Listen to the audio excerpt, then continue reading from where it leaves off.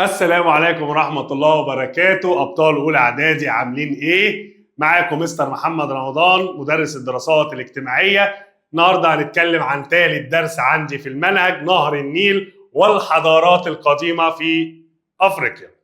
طبعا ربنا سبحانه وتعالى وهب قارة إفريقيا نهر النيل، وأول ما تسمع نهر النيل هو من أطول أنهار العالم. ساعد على ايه؟ ساعد على قيام الزراعة واستقرار الإنسان.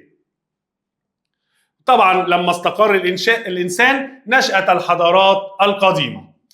أول حاجة عندي نهر النيل. ينبع نهر النيل من مكانين. يعني ايه ينبع؟ يعني تخرج المية عندي منين؟ من مكانين، يا إما وسط القارة أو شرق القارة. يتجه شمالا حتى يصل إلى المصب بتاعه. فعندي كل نيل او كل نهر ليه منبع وليه ايه؟ مصب. يصب فين؟ يصب في البحر المتوسط بمصر. عندي تعريف مهم اسمه حوض نهر النيل. حوض نهر الايه؟ النيل هي المساحة التي يجري بها نهر النيل وروافده، الفروع اللي بتطلع منه، وتشغل مساحة حوض نهر النيل حوالي 10% من مساحة قارة إفريقيا. يبقى ممكن أقول على حوض نهر النيل إن هو أو نهر النيل نهر دولي. نهر إيه؟ دولي. ليه نهر دولي؟ لأنه يجري في عدة دول، بيعدي على عدة دول. طب بما تفسر ليه بقول عليه نهر دولي؟ بسبب امتداد مجراه والروافد بتاعته، الفروع بتاعته داخل أراضي 11 دولة. 11 إيه؟ دولة. طب مين هي الدول؟ تنزانيا، أوغندا، رواندا، بوروندي، جمهورية الكونغو، كينيا، أثيوبيا، إريتريا، جنوب السودان، وجمهورية السودان، ومصر. طبعا الآخر عندنا مين؟ مصر. يعني ايه نهر دولي؟ نهر دولي يمتد، هو نهر يمتد مجراه وروافده في اكثر من دولة، زي ما قلنا مثلا نهر النيل. شكلت دول حوض نهر النيل تجمعا عام 1983 يعرف بالتجمع الاندوجو. يعرف بالايه؟ الاندوجو. التجمع ده جينا كده جبنا الدول اللي بيعدي عليها نهر النيل وعملنا تجمع مع بعض، قاعدة مع بعض كده، تمام؟ ويعني ايه الاندوجو؟ هي الايخاء باللغة السواحلية. لغة السواحل اسمها ايه؟ الايخاء. ان كلنا اخوة، لازم توصل مية نهر النيل دي لكل الدول، وكلنا نشترك مع بعض ونساعد بعض ان المية دي توصل لنا. كانت مصر هي صاحبة فكرة انشاء هذا التجمع. يبقى لما اجي اقول لك ايه اهداف تجمع الاندوجو؟ هو التشاور والتنسيق ودعم التعاون بين دول ايه؟ الحوض، الحفاظ على المصالح المشتركة بين الدول. تعال هنا بقى نتكلم عن منابع نهر النيل. أنا عندي منبعين لنهر النيل. في منابع بقول عليها منابع دائمة، وفي منابع بقول عليها موسمية، بتيجي في موسم بس. أشار العالم جمال حمدان، ده كتب كتاب عن مصر واتكلم فيها عن نهر النيل، وقال لك إن نهر النيل هو ثنائي المنبع، وهذا سبب استدامته. سبب ايه استدامته؟ ان هو بيجيب لنا الميه لغايه دلوقتي، وسبب وصوله الى مصر. يبقى ايه السبب؟ ان هو ثنائي المنبع. ثنائي المنبع، بتخرج لنا الميه من ايه؟ من منبعين. نتكلم عن المنابع الدائمه. اول حاجه طبعا هضبه البحيرات الاستوائيه، تتميز بتدفق مياهها طوال العام، فيها ميه طول السنه. طب بما تفسر ليه؟ بسبب سقوط الامطار الغزيره الدائمه. سقوط الامطار الغزيره الايه؟ الدائمه. عندهم المطر طوال العام، بس بالرغم من غزاره الامطار طوال العام فانه يعني كل الميه دي لما بتسقط طوال العام هي مش كلها بتوصل لنا. لا يصل منها سوى كميات قليلة إلى مصر. طب بما تفسر ليه؟ بسبب وجود المستنقعات. في مستنقعات أماكن كده والمية بتمشي، فالمستنقعات دي إيه؟ بينزل فيها الإيه؟ المية، فالمية بتقل. وزيادة التبخر بسبب شدة الحرارة في أفريقيا، فالمية بتتبخر منها جزء كبير. برضو من المنابع اللي عندي مجموعة من البحيرات والأنهار، منابع دائمة، مثل بحيرة فيكتوريا. في بحيرة كده اسمها فيكتوريا، تمام، فعندي في أفريقيا، هي ثاني أكبر البحيرات الطبيعية العذبة في العالم، بيطلع منها المية تلقائي. برضو إيه؟ بترمي المية بتاعتها في نهر النيل. نهر كاجيرا الذي يعد من أهم مصادر مياه بحيرة مين؟ فيكتوريا، ويصب فيها المية من ناحية الغرب. هو كمان بيطلع مية وبيحط فين؟ في بحيرة فيكتوريا، وبحيرة فيكتوريا تطلع لنا المية. يبقى دي المنابع الايه؟ الدائمة، شغالة طوال العام. أما المنابع الموسمية زي هضبة الحبشة، طب ليه قلت عليها موسمية؟ لأن تسقط الأمطار فيها في فصل الصيف بس، تسقط في فصل الإيه؟ الصيف. وتضم مجموعة من الروافد. الهضبة دي فيها إيه؟ روافد، يعني مجموعة إيه؟ روافد كده يطلع منها المية. زي نهر عندي إيه اسمه نهر السوباط. بص بقى، نهر السوباط ده يلتقي بنهر إيه أو ببحر الجبل، ويمد المية بتاعته أو مياهه، فيسترد النيل إيه؟ قوته تاني. يعني يطلع لنا شوية مية أهو. نهر عندي اسمه نهر الإيه؟ السوباط. نهر أهو، نهر الإيه؟ السوباط ده، تمام؟ ده المنبع بتاعه، ويروح جايب لنا هنا المية بتاعته، وإيه؟ ويلتقي ببحر اسمه بحر الإيه؟ الجبل. بحر الإيه؟ الجبل. النهر اسمه نهر بحر الجبل، يروح حاطط المية هما الاتنين يدخلها لي فين؟ في النيل بتاعي، فيرجع تاني النيل يتملي ويستمد قوته تاني. عندي برضو النيل الأزرق ونهر عطبرة، وكلاهما يمد النيل برضو بالمياه بتاعته، ويساعده على الجريان تجاه الشمال، تزق المية أكتر إيه؟ للشمال عشان توصل لنا. فين نهر السوباط ده؟ أهو. وعندي النيل الأزرق ونهر تاني اسمه إيه؟ عطبرة.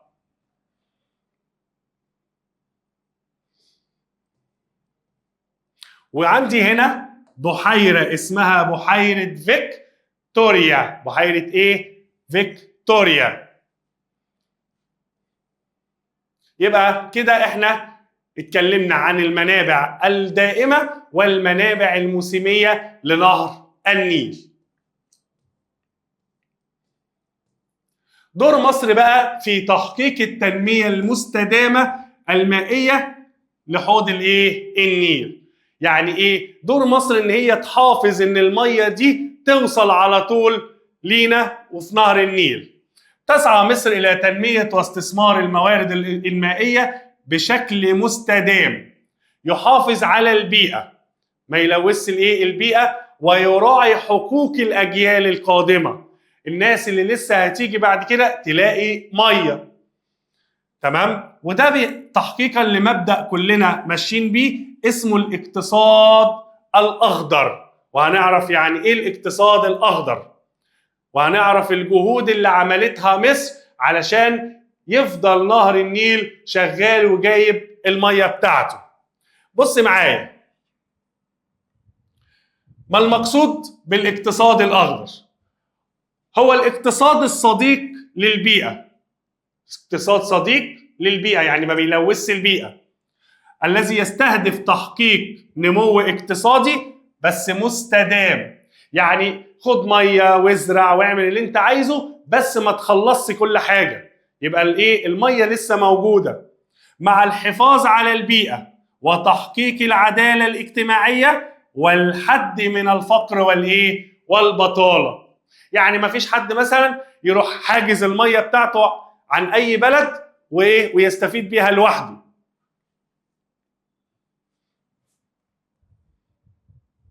طيب دور مصر بقى او الجهود اللي قامت بيها مصر في دول حوض نهر النيل. اول حاجة انشأت خزان اسمه خزان صنار على النيل الازرق لصالح مين؟ السودان. عملت تكاليف ودفعت تكاليف انشاء خزان جبل الاولياء في السودان برضو علشان نولد لهم الطاقة الكهربائية. انشأت سد اسمه اوين بأوغندا. سد مين؟ اوين بأوغندا. حفرت عشرات الآبار في كينيا، وأنشأت مراكز للبحوث المائية في إيه؟ في تنزانيا. طهرت بحيرة فيكتوريا، نظفت بحيرة فيكتوريا وكيوجا من الحشائش والإيه؟ والنباتات. طب تعالى نشوف الحاجات دي فين على الخريطة. عندي في سد هنا،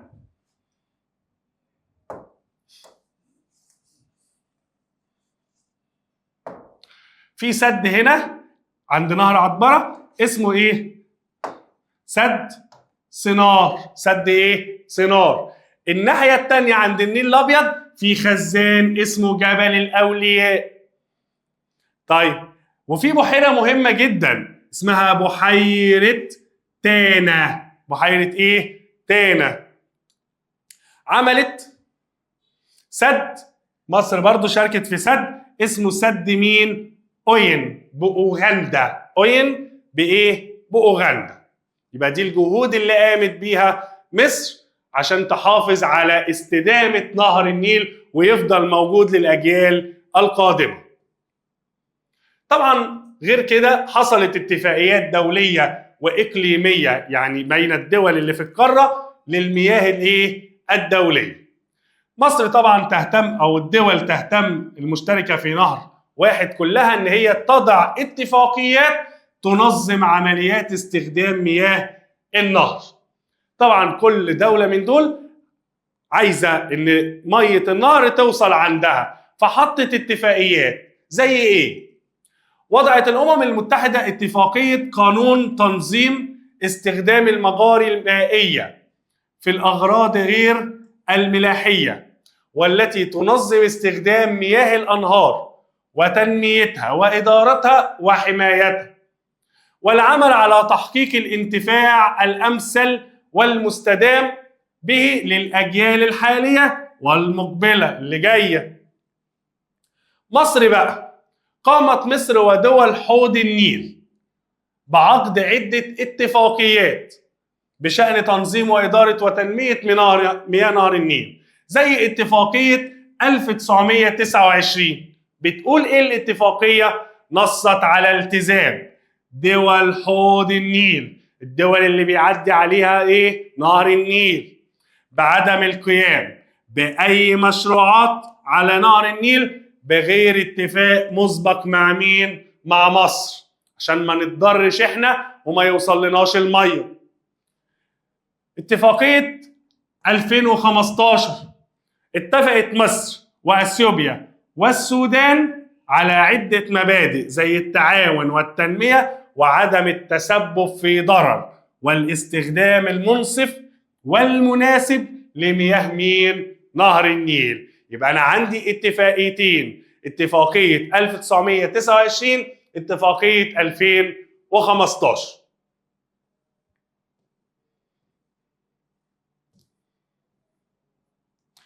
هنا بقى نتكلم عن الحضارات القديمة في أفريقيا. اتكلمنا عليها قبل كده بس هنتكلم تاني. طبعا ربنا سبحانه وتعالى وهب قارتنا الأفريقية موقعا متميزا، كما منحها ثروات طبيعية متعددة من مياه عذبة، نباتات بلاش ده طبيعية، وثروة حيوانية، ومعادن، ومصادر طاقة. واحنا استطعنا ان احنا نستخدم الحاجات دي كلها ونعمل حضارة استمرت آلاف السنين على نهر النيل الذي ساعد في استقرار السكان على الضفاف بتاعته، يعني على جانبيه، وكان هناك تواصل بين هذه الحضارات منذ القدم. دي الحضارات اللي عندي اللي قامت طبعا. عندي في مصر الحضارة الفرعونية، في السودان كوش، في اثيوبيا واريتريا حضارة اكسيوم، وقرطاجة فين؟ في تونس. نمسك الحضارة المصرية. الحضارة المصرية القديمة اللي هي الحضارة الفرعونية، أقام المصريون القدماء طبعا حضارة عريقة كبيرة جدا على ضفاف النيل، واستقر المصري، وده اللي ساعده. أول ما لقى نهر النيل قعد واستقر وعرف الزراعة واستأنس الحيوانات. يعني ايه استأنس الحيوانات؟ ابتدى يربي الحيوانات، ابتدى يستغل الحيوانات اللي هي تساعده في الزراعة، ابتدى ياخد الخير بتاعها. أنشأ القرى ثم المدن والأقاليم، وبعد كده توحدت مصر وابتدت الأسرات الحاكمة. خلي بالك هشرح لك تاني. المصري القديم كان قاعد فوق الهضاب، كانش يعرف نهر النيل ده خالص. فضل يمشي يمشي يمشي لغاية ما لقى نهر النيل، قعد استقر، عرف الزراعة، بنى بيوت، بنى مدن، بيت جنب بيت جنب بيت، عمل مدينة، مدينة جنب مدينة جنب مدينة، عملت إقليم. ابتدت مصر تتوحد كلها في دولة واحدة. بعد كده اتعملت الأسرات الحاكمة اللي هم 30 أسرة. وطبعا شهدت مصر العديد من مراحل النهضة والتقدم في كل المجالات، واهتم المصريون القدماء بالتعليم اهتمام كبير وكل المجالات التانية، وعمل المشروعات الاقتصادية. بالرغم من كده حرصنا على التواصل وتوطيد العلاقات مع الحضارات المجاورة. يعني مثلا ما قلناش لا احنا ما فيش زينا، احنا مش عارف ايه، لا احنا كنا بنتواصل مع الحضارات التانية ونستفيد منها وهم يستفيدوا مننا. زي حضارة كوش وبلاد بوند اللي هي بلاد الصومال، كان بيبقى فيه علاقات تجارية، هم بياخدوا مننا حاجات احنا بناخد منهم حاجات. طبعا الحضارة المصرية تأثيرا على بعض الحضارات الإفريقية، حيث ترك لنا المصريون القدماء تراثا حضاريا يدل على قيام حضارة عظيمة في شمال شرق أفريقيا. الكتابات والقصص والحاجات دي كلها اللي هم عملوها. نتكلم على حضارة كوش في السودان. امتدت أو أقام الكوشيون دولة عظيمة امتدت في شمال السودان حول نهر النيل. كلنا كنا قاعدين جنب نهر النيل. كانت في بدايتها متمركزة في مدينة نبتة، ثم انتقلت إلى مروي. كما كانت مملكة كوش مركز للتجارة، وأقامت علاقات تجارية مع مصر، وعملت علاقات مع أكسوم. اشتهرت بتجارة العاج. كوش دي اشتهرت بتجارة العاج والبخور والحديد والذهب، وعرفت الزراعة والتعدين، وبرعوا في الرسم والنحت والعمارة. تأثر الكوشيون بالحضارة المصرية.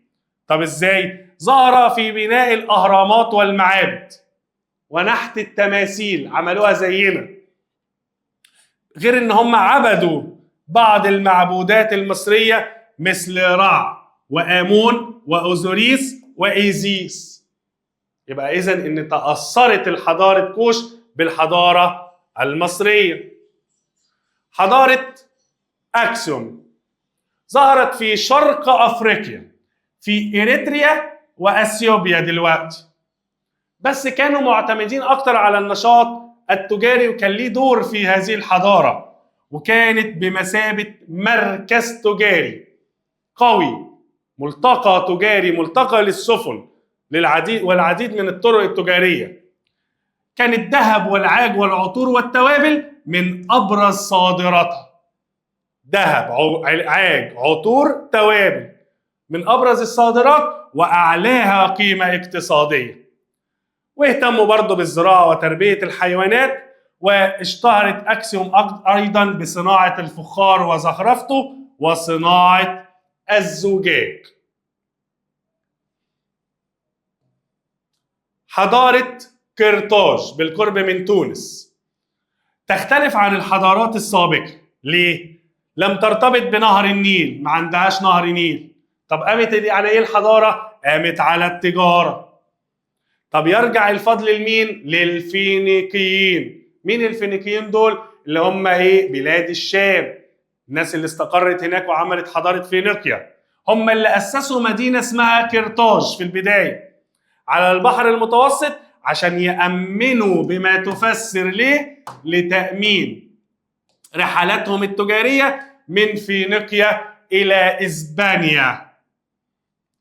طبعا مع مرور الزمن استقلت مدينة قرطاج عن فينيقيا وعملت مملكة قوية لوحدها وحكمت معظم ساحل شمال إفريقيا وبعض الجزر البحر المتوسط. ليه؟ ليه حكمت كل ده؟ بسبب موقعها الاستراتيجي المهم على ايه؟ في منتصف طريق التجارة بين مدن شرق وغرب البحر المتوسط. هي كانت هنا في النص،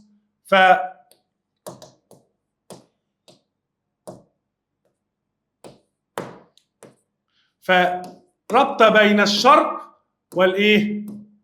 والغرب. ربط بين الشرق والايه؟ والغرب.